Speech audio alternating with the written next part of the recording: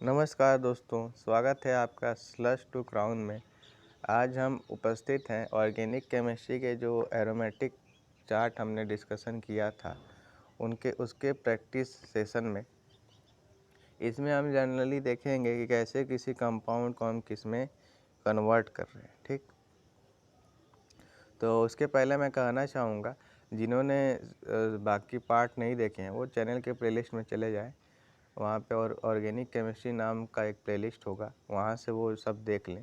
उसमें हमने एलोफैटिक के चार्ट के बारे में भी डिस्कशन किया है, वो भी आप देख सकते हैं। तो चलिए पहले शुरू किया जाए इसको।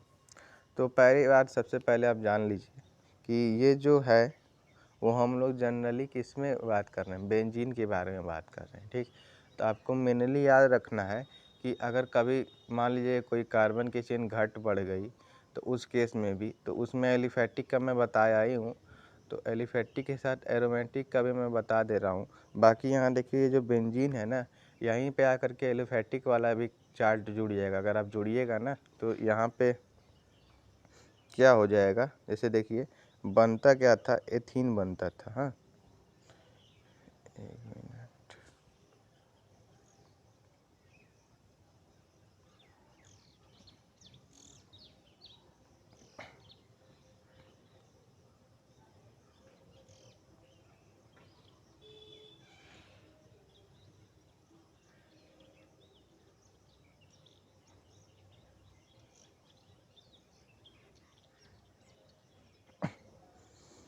तो एथीन में जब आप कभी रेड हॉट एफी जब कराते थे तो ये क्या करता था, बेंजीन बना देता था। और ऐसे ही जो बेंजीन बनता था ना वो यहीं पे आके जुड़ जाएगा। तो यहाँ से आप दोनों चार्ट को आराम से जोड़ सकते हैं। बाकी देखिए कन्वर्जन देखते हैं हम लोग। तो अगर मान लीजिए आपसे कह देता है डाइजोमियम आयन है, हाँ, अब डाइजोमियम आयन से कह देता है आपको टोल्यूइन बनाने को। तो टोल्यूइन होता क्या है, टोल्यूइन ये ग्रुप होता है, देख लीजिए CH3 लगा रहेगा उसके बेंजीन के ऊपर, तो उसको टोल्यूइन कहते हैं। एनिलीन किसको कहते हैं, NH2 रहेगा तो एनिलीन कहलाता है। फिनॉल जब OH रहता है तो फिनॉल कहते हैं। ठीक, तो ऐसे सब वर्ड है वो याद रखिएगा, कॉमन नेम से भी पूछ देता है कभी कभी।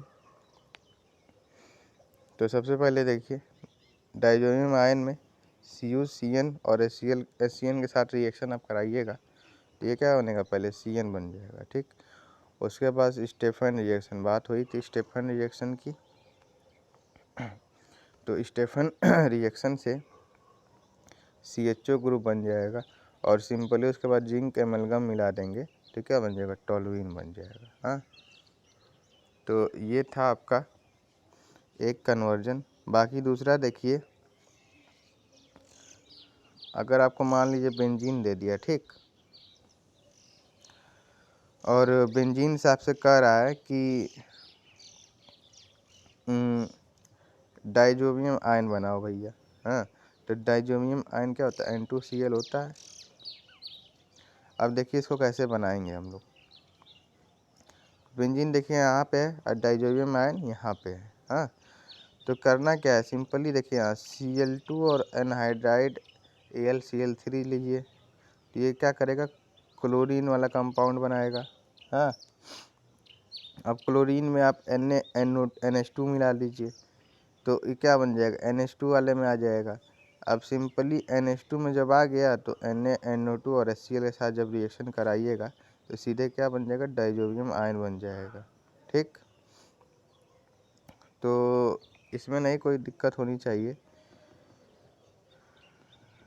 बाकी आप अगर कोई मान लीजिए ऐसे एथीन दे दिया ना, एथेन दे दिया, अब एथेन से आपसे कह रहा है कि ये बनाने को, मान लीजिए ऐसे Cl कर रहा है। ठीक, तो इसको कैसे बनाएगा ये, इसको भी देख लीजिए आप एक बार। तो सबसे पहले इथेन को आप Cl2 और HNU क्लोरीनेशन करा दीजिए तो ये क्या हो जाएगा, ये Cl हो जाएगा। अब इसके बाद क्या करिए आप, एल्कोहलिक KOH। हाँ, एल्कोहलिक KOH क्या करता था, वाटर निकालता था और यहाँ पे डबल बॉन्ड बना देता था। ये अल्कोहलिक KOH यूज जब करिएगा आप तो substitution nucleophilic substitution reaction show करता है, ठीक। तो याद रखिएगा।